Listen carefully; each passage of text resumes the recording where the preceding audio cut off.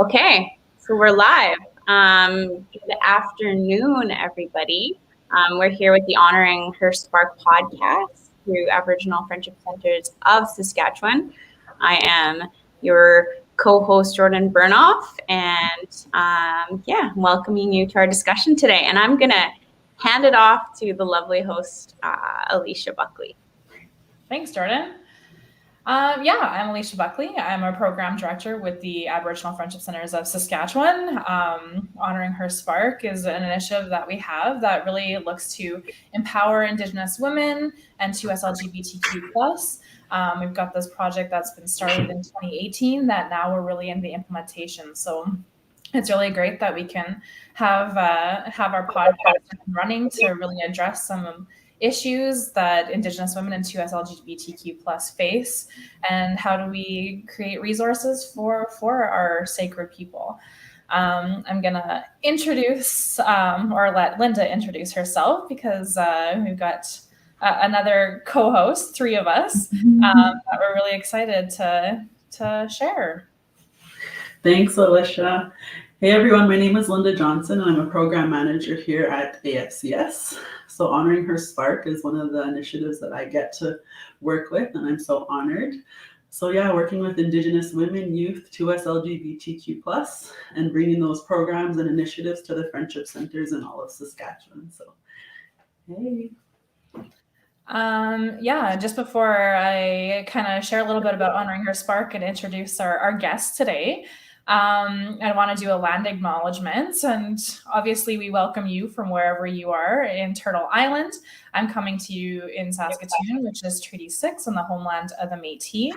And I just want to share that people get so confused as to why we do land acknowledgements, and I just really want to say it's a chance to welcome Mother Earth, it's a chance to share in a almost in a hug, saying we're acknowledging you, we're greeting you with open arms.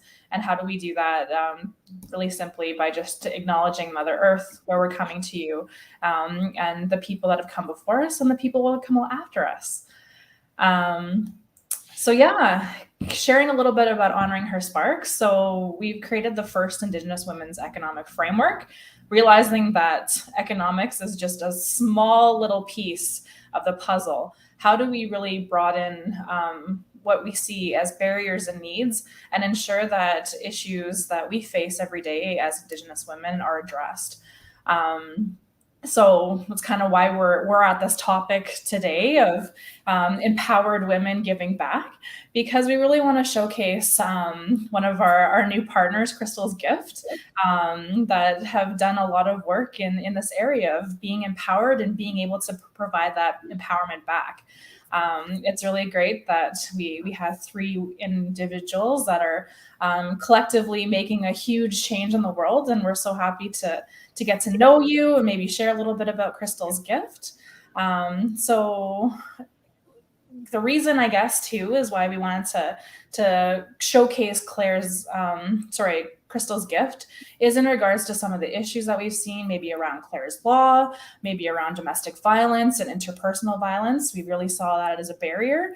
And how do we move things forward? How do we be able to give that power back? So with that, I'll introduce Tanya LaRose, Kendra Weenie, and Ashlyn Naidu. Thank you for the lovely introduction, Alicia.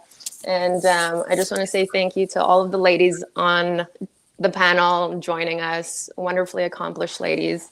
And I couldn't be more honored to be chatting with you all today. And I'm really glad that out of our 4 board members could make it today. So we'll all be able to sort of touch on a little bit of what we do with Crystal's Gift and how we can enrich the program and help others even more than we would be able to alone. And again, that's another message we want to get across.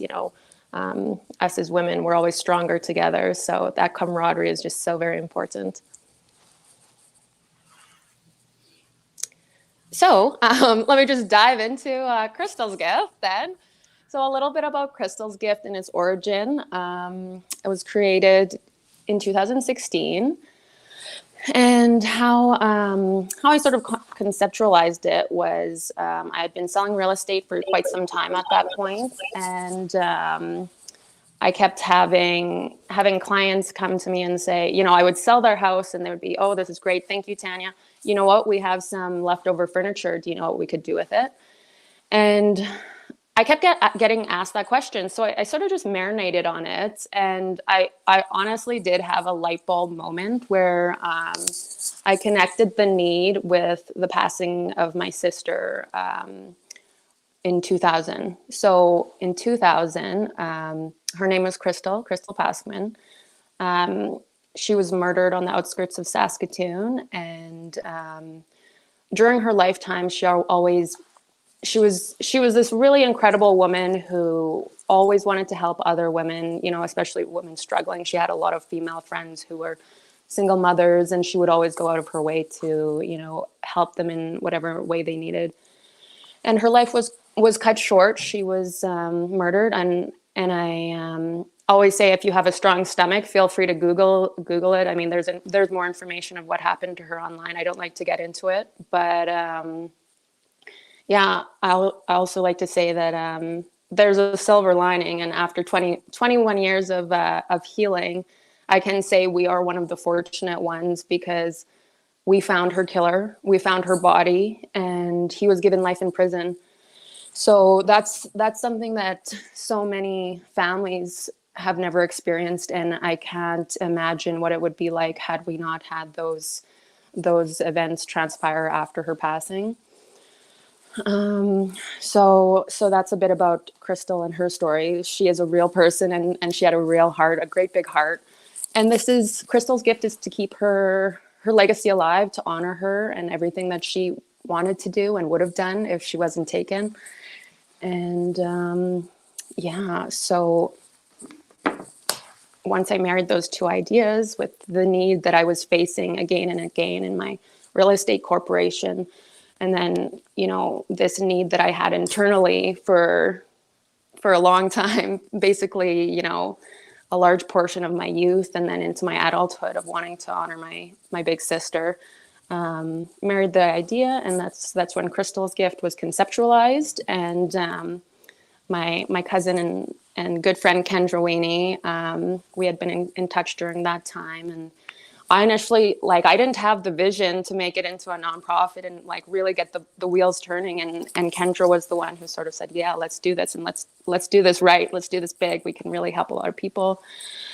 So we went with the research, did a little bit more research, conceptualized, you know, logo, website, and just the logistics of how we can help these women. And it turns out, yeah, there's no other resources for women, single mothers particularly, you know, leaving domestic violence situations, which happens so often. And, you know, you have these mothers with no place to go, so they're forced to, you know, go to shelters or, you know, start over in an apartment with absolutely nothing. And our inventory, we carry everything from, you know, couches to beds to cutlery to bedding, all of those life necessities that we all take for granted at one point or another. But it's something that happens in the shadows of society, I feel like, and not a lot of people talk about it. These single mothers, they have it hard. Any mother who has a child, even with a partner, it's difficult. Imagine that without a partner. Imagine that without any sort of help, you know. And it's really, I believe we've all seen firsthand, us as board members, because we've all been a part of rehoming this furniture with the single mothers.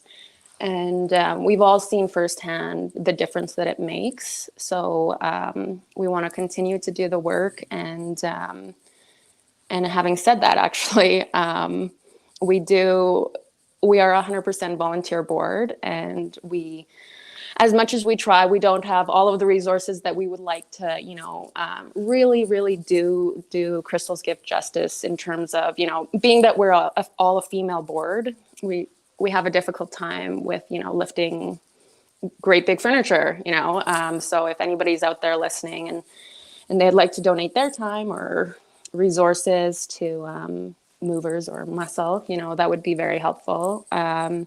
Also, if there's anybody with connections for storage, as that's another big expense for us. We keep all of our inventory in a storage unit in Stonebridge right now, and a big reason of why that's so necessary right now is also because of the pandemic. We need that bit of neutralization period for.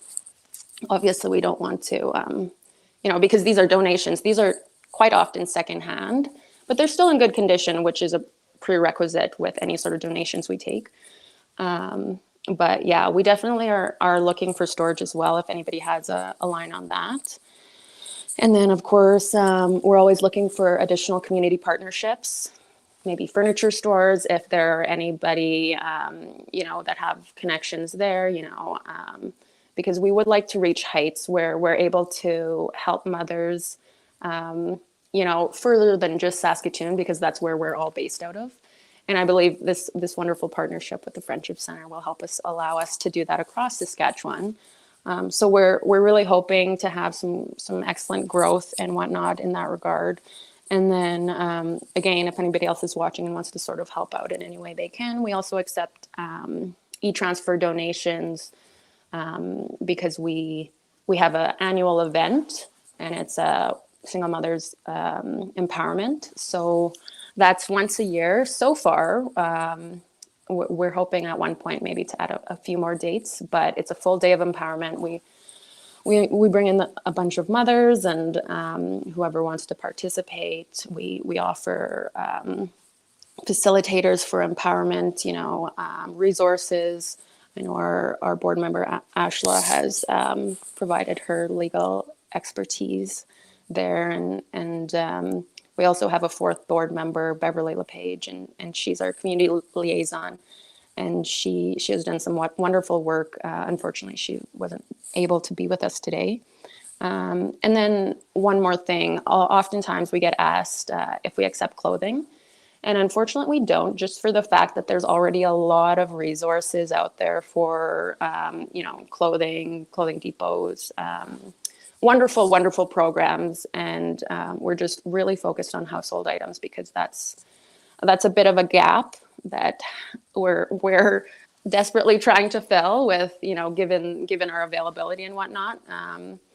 But yeah, so any sort of support, like I said, this is a volunteer board, and it has a very strong meaning and purpose behind it. And we really believe in the work that we do. And we've had some really moving moments when we're able to help these single mothers, because it's really, if you put yourself in their shoes, it's really, it can feel like a hopeless time. So any support is always appreciated, and it especially makes a difference for these children involved in these situations, right? Because these are children, they're innocent, and they didn't ask to be put in this situation, right? So that's another goal of Crystal's Gift, is to improve the lives of these children. So I know last year we had somebody donate, I believe it was 3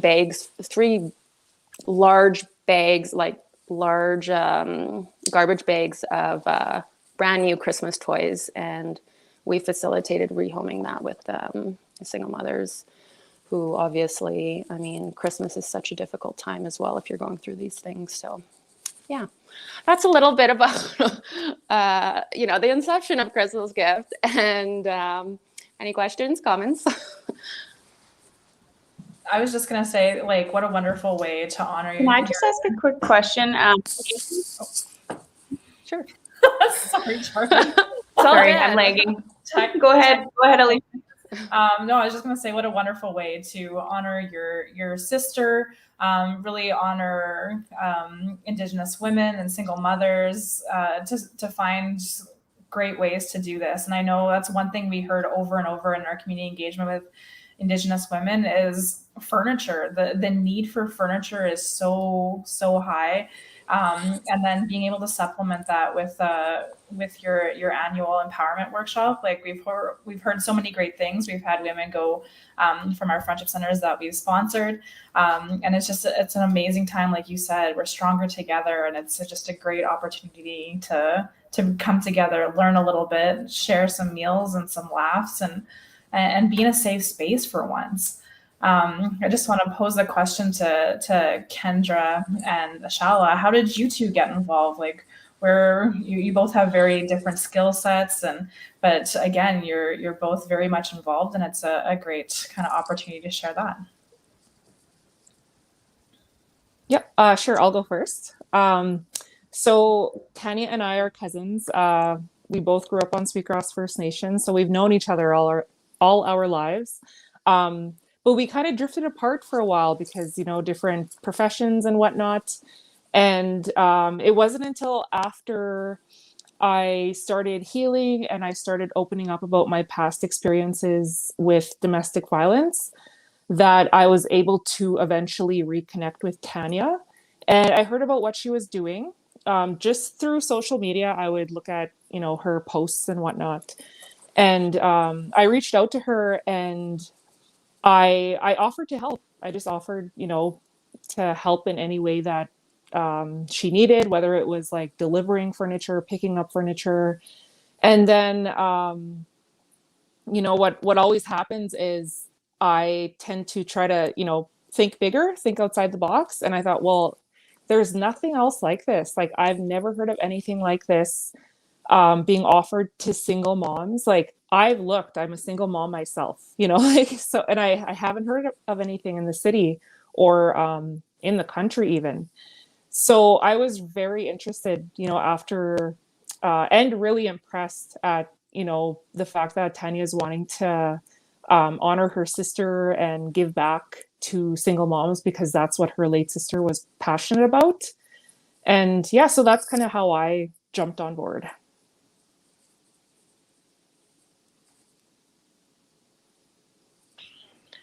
Hi, everyone. So I jumped onto the Crystal's gift board. I think it's been about a year and a half now.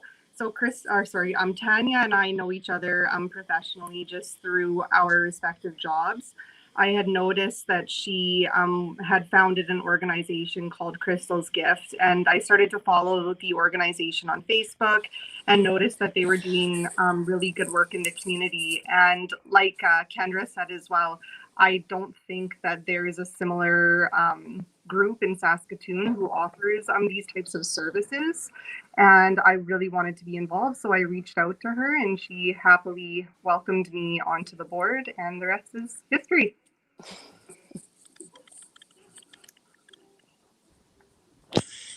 Very cool.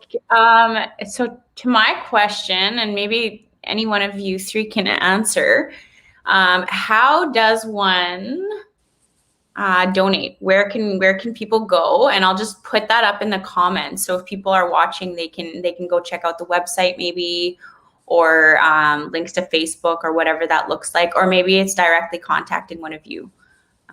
Yeah, what does that look like? Great question, Jordan. Thank you. So if you'd like to donate, you would just email us at info@crystalsgift.ca. You can also visit the website at www.crystalsgift.ca.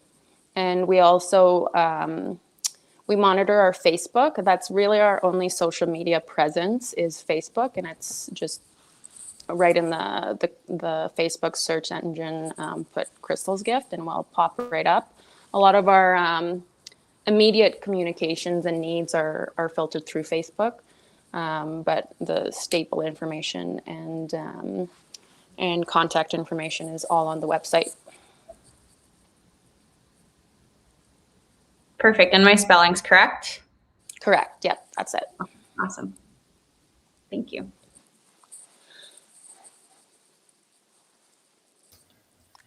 So yeah, I think we kind of, this month is domestic violence awareness month, and actually yesterday was the International Day for eliminating domestic violence. But I think Linda has been doing a little bit of research and kind of finding some of the stats that we would like to shed some light on. Yes, definitely. Thank you, Tanya, for sharing your story. I did kind of Google and get some information, and I did read the story, and my heart goes out to you and your family. Thank you. Yes. So yeah, we pulled up some statistics from Women Gender Equality Canada. So just be mindful, these are from 2018. So the intimate partner violence accounted for 30% of all the incidents of violent crimes reported to the police. Of those 30%, 79% of those were women. Rates of intimate partner violence was 4 times greater for women than for men. And the highest rate of intimate partner violence was women in the ages of 25 to 34 years of age. And then also we pulled up from the General Social Survey. This was back in 2014. But Indigenous women are 3 times more likely to experience spousal violence than non-Indigenous. And then also from 2019, we pulled up some stats from also the General Social Survey. So it says that research has shown that separations and breakups are a risk factor for violence in intimate partner and spousal relationships. So definitely when the women, are leaving the relationship, it's definitely higher risk and a scary time for them.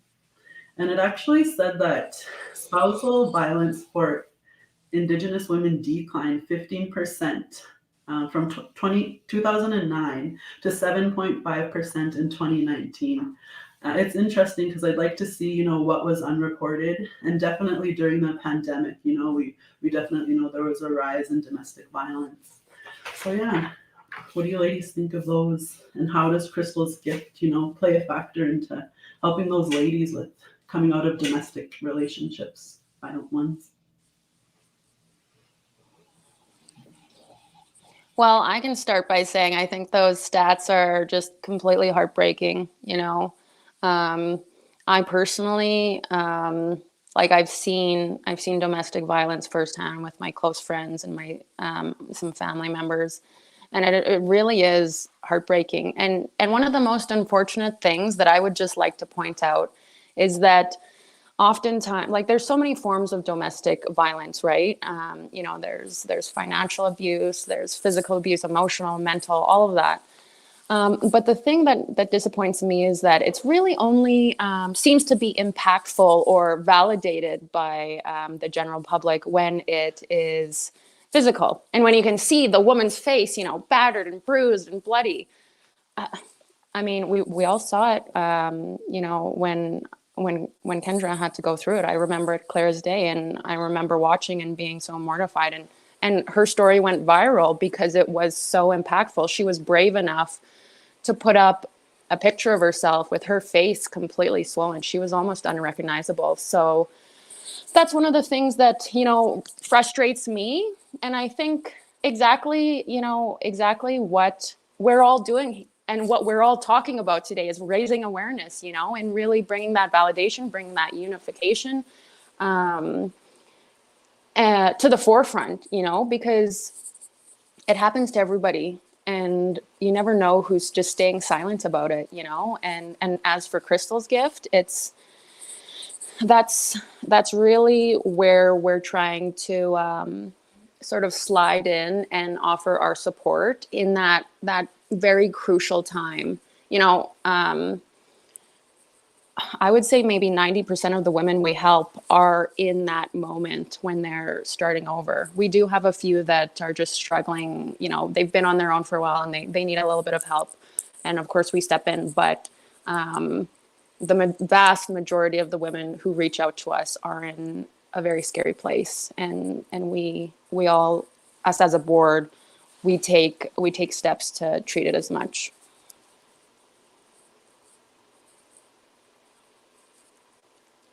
So I just have a question for Kendra. What gave you the courage to kind of speak up and say something, and how did you go about that? Because I know Alicia and I actually, the first podcast that we did was around women's safety and talking about, those little buttons that are like, I've fallen and I can't get up, like the cheesy old people commercial you see. But this was like, how do we now apply this to women's safety? Right. And so that was one way that we found that could potentially be a resource to people without actually having to say anything, So yeah, I'm just curious as to your story, if you're open to share that. Yeah, for sure. So the question was, why did I decide to open up about it? Or yeah. how? Yeah. Oh, okay. Yeah. So I made a really crazy decision one morning. And I know, Jordan, you've been a part of the youth panel as well for the We Cheat to Win conference that they host every year. So back when they used to have them in person, I was a part of the youth panel. And at the time I was working at Sask Sport as a program coordinator. And we were sent the questions ahead of time. And one of them asked, what challenges we've had to go through to get to where we are. And I was like, oh, that's the first one that came to mind because my daughter was about 3 at the time. I've been a single parent since she was born. And I was like, oh man, I'm going to have to talk about it. Not that I, had to talk about it, but I knew that it was a sign that I had to start opening up. And if you've ever been to the We Cheat to Win conference in Saskatoon, there's like 500 people, 500 adults in attendance, like 90% working professionals. You don't know, you probably won't know most of them. And so I made that crazy decision to open up about getting nearly beaten to death by my ex-partner up on stage in front of like 500 strangers. And at the time I got like really overly emotional. I broke down on stage actually. And I had to, recover. I recovered quickly, grabbed some tissues. And then I looked up and I saw like at least five other women in the audience, and they were crying and like, they had their tissues. And I was like, oh my goodness, like I didn't expect that. And then I had several other people come up to me after during the breaks and just, oh, would you come and speak in my community? Would you come and share that to a women's group? Like I started getting opportunities and praise for, showing that little bit of courage up on stage. So I took that as a pretty big sign that, that's something that I should be doing. So then I just kind of kept doing it. And it took a few times before I didn't cry, when I talk about it. I would say I cried like 3 more times the next 3 presentations, but and that's to be expected, when you open up about something so traumatic. Like it's not easy. Even today, like I've been a speaker for 4 years now, and it's still not easy. I still get choked up, and because I'm still healing. Thank you. Thanks, Kendra. I know your story has really impacted. We've worked with you before. We've actually brought you up to L'Orange. Has really helped other women come out and share their stories and be that brave person as well for themselves, for their children. So I just want to say thank you for having that courage, because it's really pushed others in Saskatchewan for sure to be that way too. But I think that begs the question is that when you do have that encouragement and you do have that empowerment, where do you go? How do you do it? And I think maybe these are questions for Ashla. Is we hear about Claire's Law and we hear about the new HR leave that you can get for fleeing domestic violence. So if somebody does suddenly come to their employer, they're able to get some additional leave to get out of that situation. So can you kind of shed a little bit of light on some of these new resources?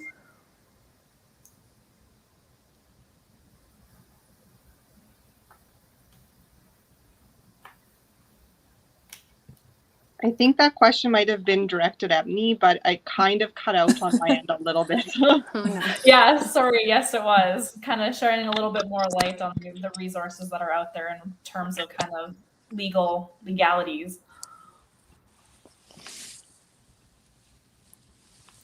Sorry, I didn't get it again. My apologies.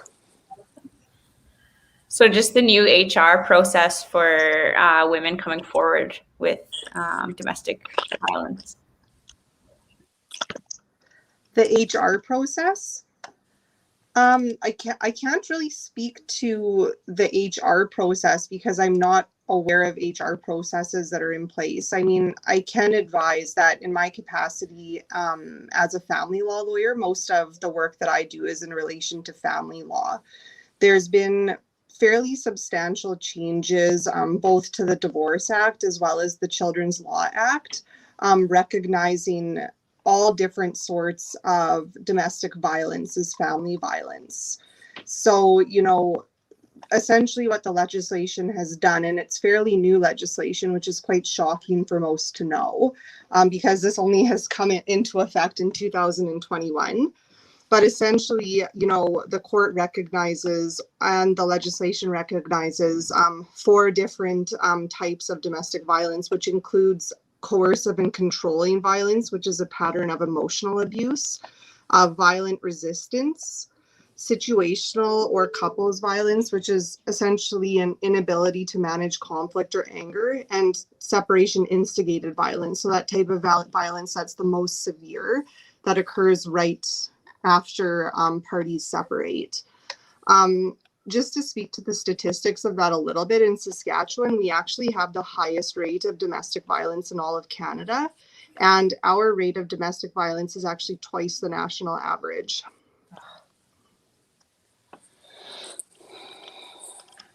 Yeah, some scary statistics that I think that really goes to and speaks to what Linda was saying, is how many times is this going unreported? We see it, and to be honest, like we as Indigenous women, we can already see each other. Like as single moms, there's many common things before you even start speaking. So you already have a ground. So it's amazing that maybe we as empowered women can kind of bring that out of others who may be in those spots or situations.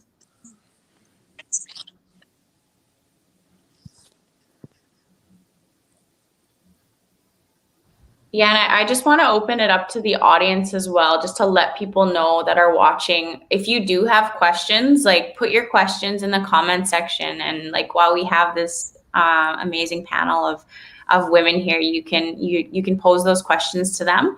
And if they're not answered now, because this is a live recording, if they're posted later, these are things that we can forward to the team here, and they can always answer later. So just so you know, if you have questions or discussion points that you want to chat about, or you want to, hear more about during the last little bit of this session, comment section, please. Thank you. Sorry, I was going to ask Shala if you can kind of share a little bit about Clare's Law. I've mentioned it a couple times, but it would be great if you can maybe shed a little bit of light on it.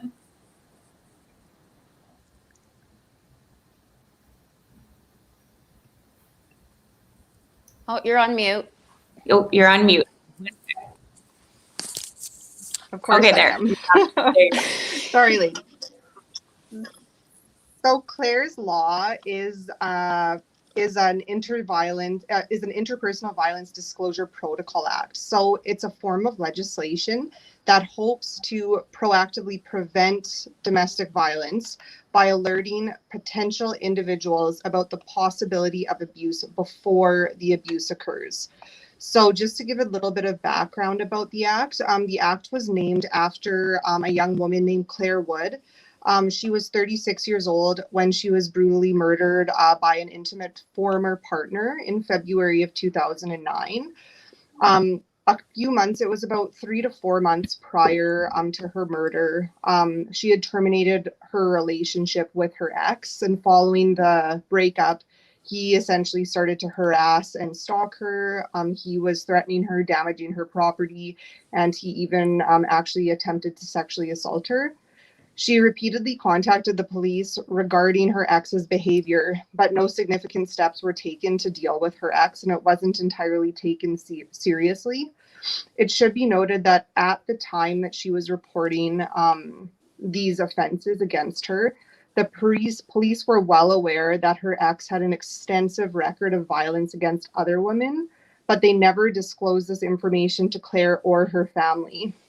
Not 1 week after her ex was arrested for smashing down her door, her ex broke into her house, and he beat and sexually assaulted and strangled her, and also set her body on fire. Um, After she was murdered, her dad actually campaigned to introduce Clare's Law because he believed that her death could have been prevented if she had known about her ex's violent past. Clare's Law was officially introduced across England and Wales in 2014. It was assented to in Saskatchewan as law in 2019. So what the impact of Clare's Law is that the police are allowed to disclose certain information where they believe doing so will protect a member of the public who may be at risk of harm from interpersonal violence or abuse.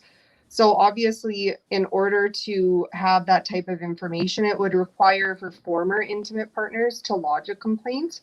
But it actually is quite common in, Clare's Law. All people who are concerned about domestic violence in their life can go to a police station where they live and try to obtain that type of information. Are there any other laws or things that are in place to help situations like this? I mean, Clare's Law, in my opinion, is the most substantial legislation that has come into place because this type of information is quite private because it's not pertaining to the person, right? It's focused on the offender. So being able to obtain, criminal information, or not even potentially criminal, but even information about past violence, maybe even only a complaint against somebody, is usually seen as confidential. So it's quite substantial and almost revolutionary that anybody could obtain this information in this day. I'm not aware of any other similar legislation, though.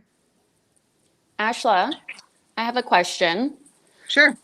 So how would one, like for any listeners today, maybe who are going through what Claire might have been going through at any level, the ex or current boyfriends, like, stalking her or, damaging her property or trying to manipulate her and all of those abuser tactics.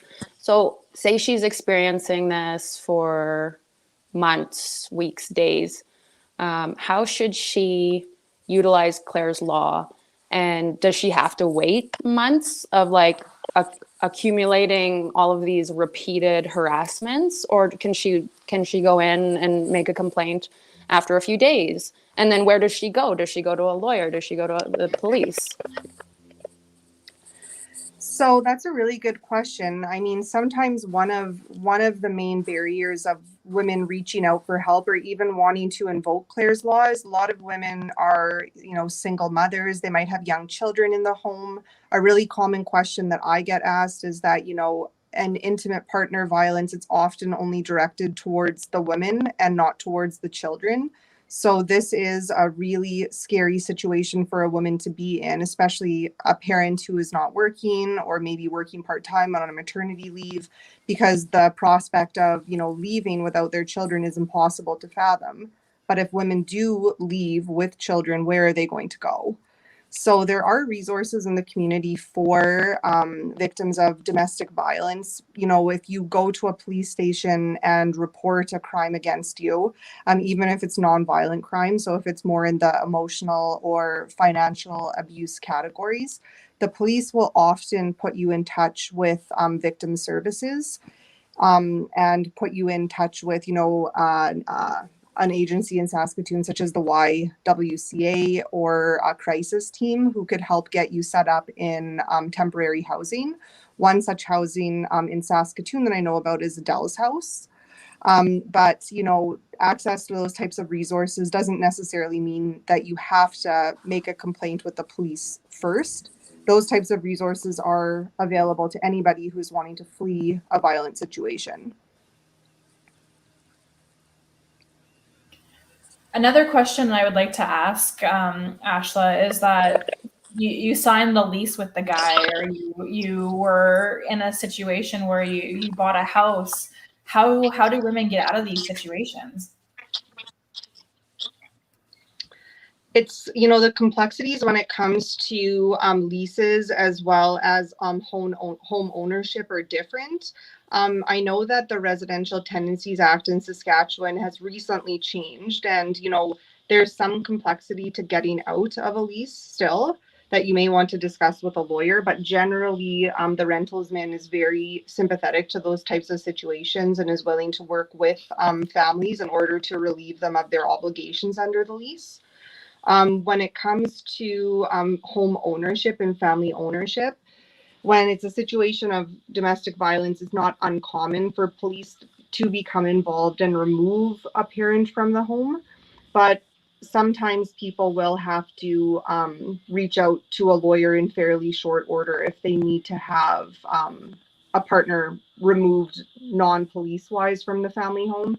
Any person who is fearful of their safety, though, who doesn't wish to contact the police, should take efforts to protect themselves and their family, which often includes calling over somebody that you trust to help, locking the person out if it comes to that, and contacting the police or speaking to a lawyer. Oh, and Ashla, I'm just going to add to that. So picture the scenario where, you know, you're with your partner, you're not married, or maybe you are married, they're your partner. You guys buy a house.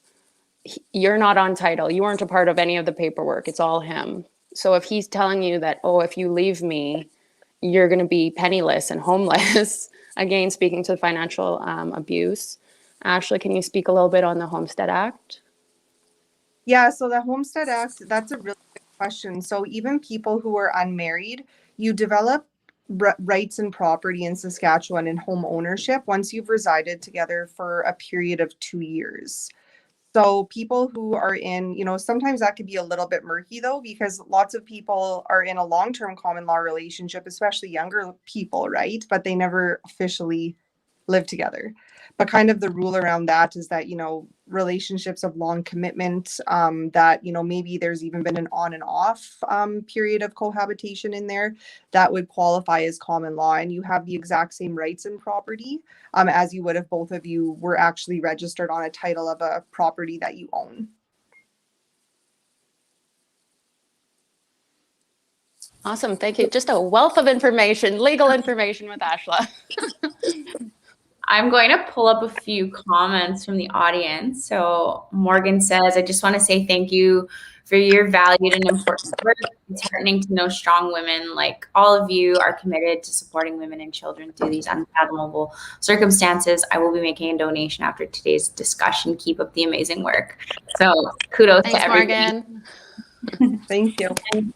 And then we have another question here from Darlene. Darlene was a guest at the last podcast. So how do single moms access the furniture? Kendra, did you want to take that one? Sure. So you can reach out to us through our Facebook page, Crystal's Gift, or through the website. I believe there's a form that you fill out on the website. Is that correct? And the email address, so info@crystalsgift.ca.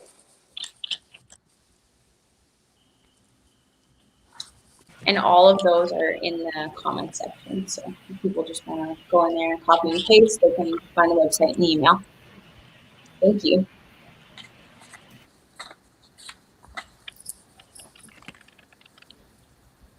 Linda or Alicia, do you guys have any more questions? Do you have any more questions from the audience? No, I just wanted to say if they need to reach out, they can message us through our Honoring Her Spark too, or, you know, contact the Friendship Center. We can definitely get them into connection. We're really excited for the partnership with Crystal's Gift. We're hoping to get some women empowerment workshops to our Friendship Centers. Hopefully maybe starting next year, early as, you know, January, February. So we're in the works, and it's exciting because to reach out to the women and, you know, give them a break. It's all about them. There's childcare and maybe some massages, whatever. It's really good. I love their workshops, so we're excited for the partnership. As are we. You know, and I really think it's great that there's additional resources embedded, because we know that it's not just about the furniture. It's about that self-care. It's about being able to connect with each other, making long time friendships, and you know, having some kind of support system. So I really appreciate that. Again, it's way more than furniture, and I really think that that's where your sister's legacy is coming in, is being able to bring some of these additional things that we just forget. We're too busy. We're too busy looking after the kids. We're too busy with work. We're too busy, you know, everything. We know that these needs change day to day, hour to hour, and how do we manage that? So I'm really appreciative of that. Somebody just asked about taking cash donations. Kendra, would you like to share a little bit more? Cash donations? Yeah, sure. So if you are wanting to make a financial contribution, we would accept checks made out to Crystal's Gift. We also accept e-transfers to our email, which is info@crystalsgift.ca. Yeah, those are probably the two most convenient ways to contribute financially. Sorry, I'm just like typing here. So I've put something in the chat. Checks can be made out to Crystal's Gift, and where to send can be found on crystalsgift.ca. Mm-hmm. Cool. And then I know Tanya already mentioned e-transfers as well are accepted at info@crystalsgift.ca, correct? Correct. Okay, perfect. And then here's another lovely little comment. I love reading these ones. Like, I love the questions, but I love all the love that's shared in this group. It's so nice. So Tanya is such a beautiful person. All of you ladies are so beautiful. It's you know, it's not easy work to do this, and I think it's incredibly rewarding. Like, I do work in nonprofit as well with Indigenous youth, and it's hard, like, especially being a volunteer board. That's a lot of work, and that's incredible. So good job to you ladies. I just, you know, further to that, Jordan, I'd just like to add, you know, if anybody does, you know, is thinking about volunteer in any capacity in your community, you know, like Jordan said, it's a lot of work, and it's on top of the work that you're being paid for, and then you don't get paid for this. But there is, you know, there's something that it provides you as a person when you give back that money can't buy, you know. Like, my favorite story of Crystal's Gift and my experience and what I've, you know, seen through us helping people is just, I believe it was 2 years ago. It was right before the pandemic hit, and we were making a donation drop off with a single mother in an apartment just off 8th Street here in Saskatoon. And when we got there, the single mom, she stayed in the apartment while we brought in the furniture, and she had I think her son must have been about 3 years old, and they had next to nothing in that apartment, and it was snowing outside when we were making the drop, and it was about maybe 2 weeks before Christmas. And the little boy could barely talk, and he said, "Mom, Santa's bringing us gifts." And yeah, I always get a little emotional when I talk about that, because that's just so sweet, and that's part of why, you know, those are things money can't buy, you know. So and they're just so crucial to and especially now with the pandemic, you know, it's not easy, right? And it's so easy right now to feel isolated. So yeah, that giving back and that camaraderie, and especially with women, you know, because we're a special type of breed, aren't we? So yeah, it's awesome. Yeah, there's more comments coming in, and you guys can go back and read some of these later and feel all that warm love you feel inside. I I think further to that, you made a point about volunteers, and maybe this is like a call out to organizations in Saskatoon and around the province. And I don't know how this works exactly, and maybe somebody in this group or in the audience can correct me, but if there's like volunteer hours needed for anything, like I know schools do volunteer-based credits, and for different organizations, you require volunteer hours. And I know, Crystal's Gift is a registered nonprofit, so I think what comes with that is like a letter to say that this has been done. So there are other opportunities to kind of get some of that help outside of just, individuals that are looking to help, that organizations may be able to connect the dots in ways.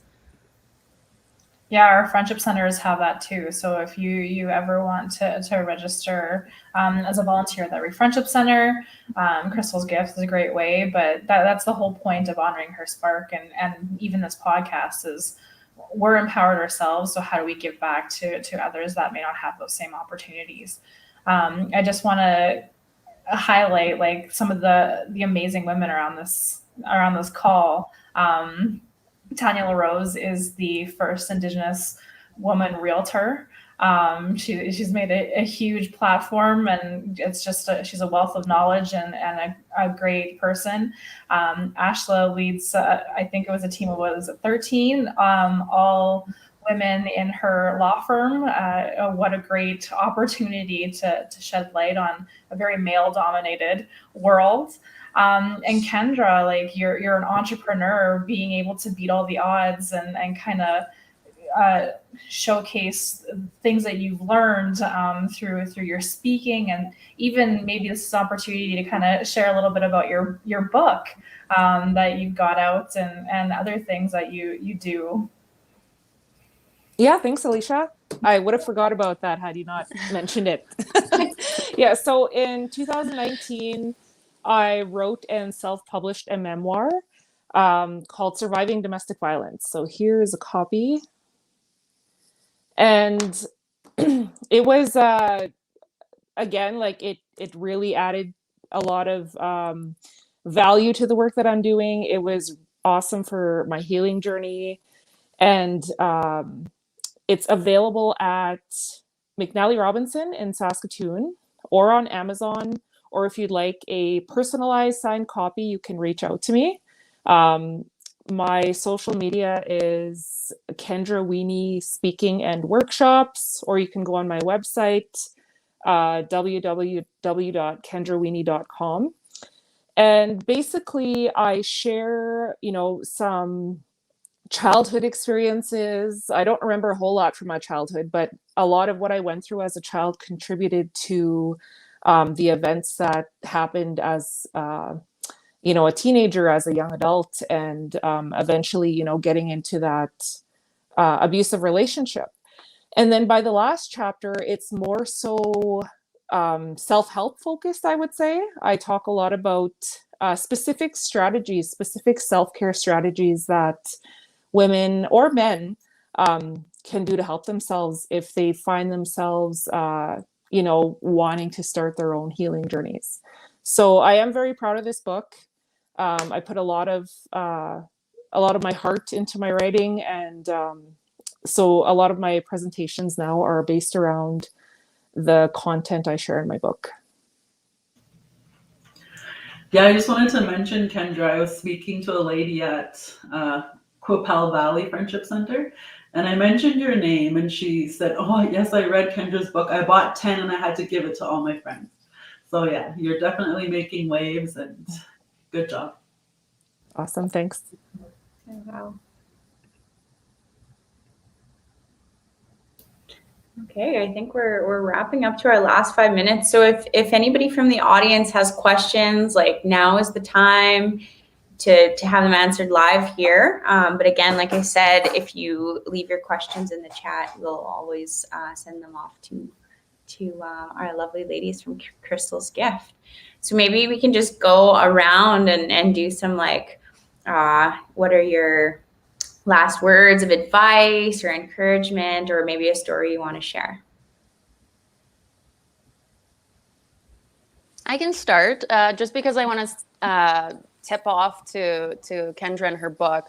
When I read it, I don't get a lot of time to read, but I made the time to open up Kendra's book, and I couldn't put it down. I literally read it cover to cover in one evening. It's really good. It's really captivating. It's raw. She really, I appreciate the fact that she didn't hold back with her story, because again, it's that keeping things in the shadows that allows these injustices to keep happening. You know, like, we need to talk about it. We need to be real. We need to bear it all, not for ourselves, but for the women who are going to be experiencing this after us, right? But other than that, thank you so much. I think I probably talked a little bit more than I should have, but thank you so much. Really, it was just an honor to speak with you ladies today. And maybe next time we can have our fourth board member on. She's a wealth of information as well. And I'm really excited to what Crystal's Gift and the Friendship Center will be able to offer and help, Saskatchewan as a whole as we move forward. Thank you. Hey, Kendra, we'll just go down in our little circle here. I guess just to further promote our women's empowerment workshops, I know we briefly touched on that. So if you know a single mom, in your area where we are going to be hosting our single mothers empowerment workshops, is what they're called. I'd highly recommend you encouraging, because I know it's kind of hard to go out of your way when you're a single parent to go and socialize. It's a lot of work. But we are providing free childcare. The kids and the parents get fed. The women get pampered. It's just a really empowering event. It's very uplifting. Women sharing their stories. And everyone goes home with a self-care gift bag, which is another pretty awesome bonus. And then we have amazing door prizes. It's a really awesome event. So if you hear about, the self-care or the single mothers empowerment workshop coming to a friendship center, I guess, near you, make sure to promote it.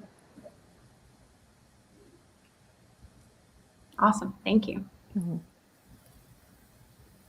Ashla?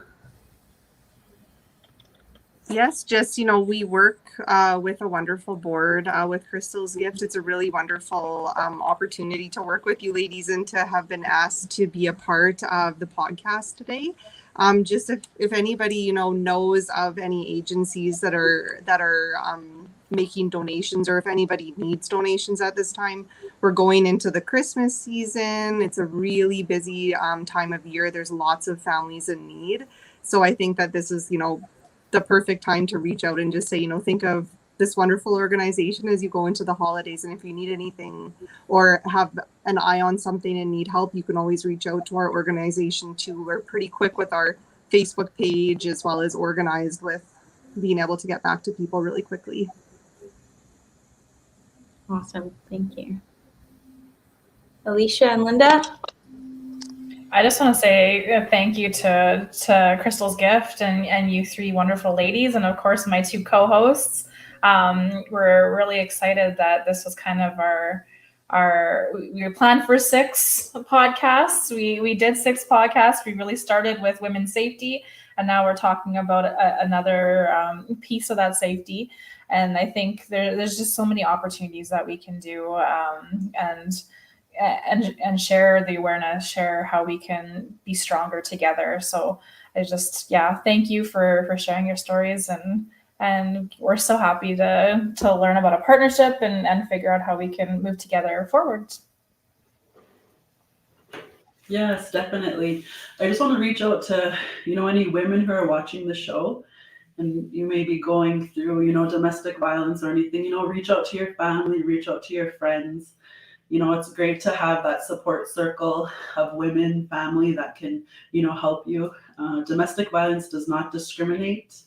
It happens to anyone, anywhere. So definitely reach out and, I wish the best for everyone. And thank you, ladies. It was amazing to get to know you. And yeah, I'm excited for the future. Yes, and thank you, everybody. Thank you to our lovely guests and our previous guests. And I don't know how exactly we're doing this. If this is like wrapping up season 1 and moving on to a season 2 kind of thing, but I'm gonna hand the mic over to like our lovely new co-host Linda. And I'm going to be kind of stepping away a little bit, still helping in the background. But I just wanted to say thank you, everybody, for the space and the opportunity to be here and to help facilitate these conversations. And know that like I'm always a resource and a support person for people. I do work, community-based work with youth, with clean energy and environment. So if those are ever areas of interest or you want to chat more about that stuff, definitely reach out.